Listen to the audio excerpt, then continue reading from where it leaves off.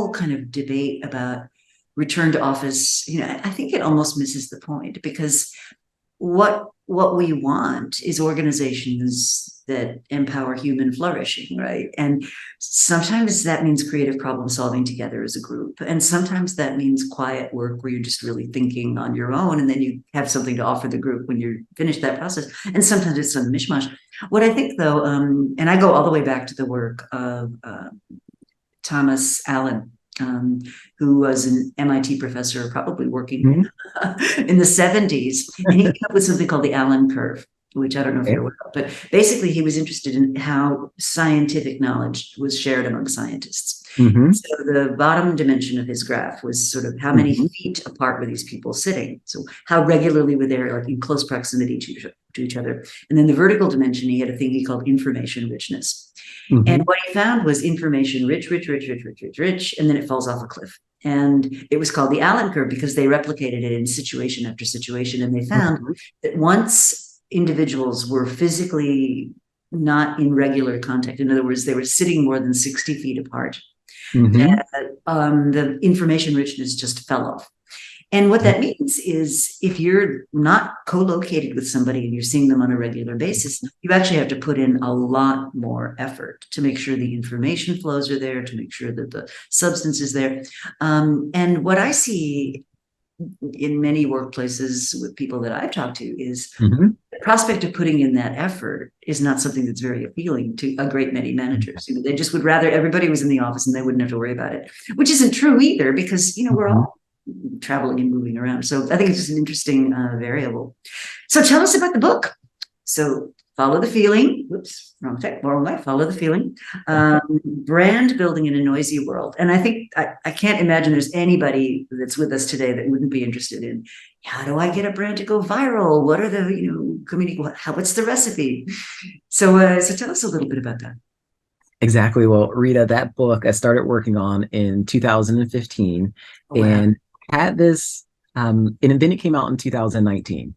And I'm one of those researchers that really loves to spend time with the subject, nuance it, get it right. But more importantly, as an educator, develop a process, a very simple framework.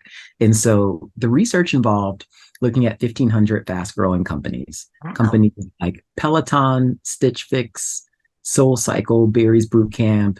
And those are just, some within the fitness category. So looking across other categories also, and figuring out between this period of 2015 and 2018, why were they taking off?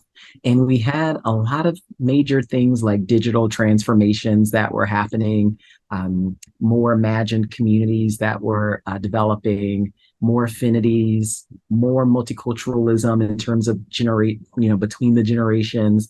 And so people were finding a lot of things to talk about, and a lot of brands were becoming like cult brands, not just culturally attuned, but actually cult brands. And so that fascination is really what led to the book, to figure out, are there some secrets or shortcuts in this world where there's more content than ever, right? Kind of what's uploaded to YouTube and TikTok is absolutely exploding, to the point that people are more likely to go, at least if you're Gen Z, on TikTok and search for an answer than go on Google and search for an answer. And so when we have those kind of big major shifts, wanted to help brands understand, how do you navigate that? Where should you invest time? Where should you invest money? And when the book came out, I was then able to spend a couple of years consulting with different companies and really figuring out, does it work? Does it work for startups? Does it work for Fortune 100 companies? Does the scale of the budget or the reach of media spend have any implications? And it's been a simple enough system. It's just 5 parts: lexicon, audio, visuals, experience, and culture that individuals can activate. And so the book goes through 60 of the outlier examples of organizations that were growing the fastest.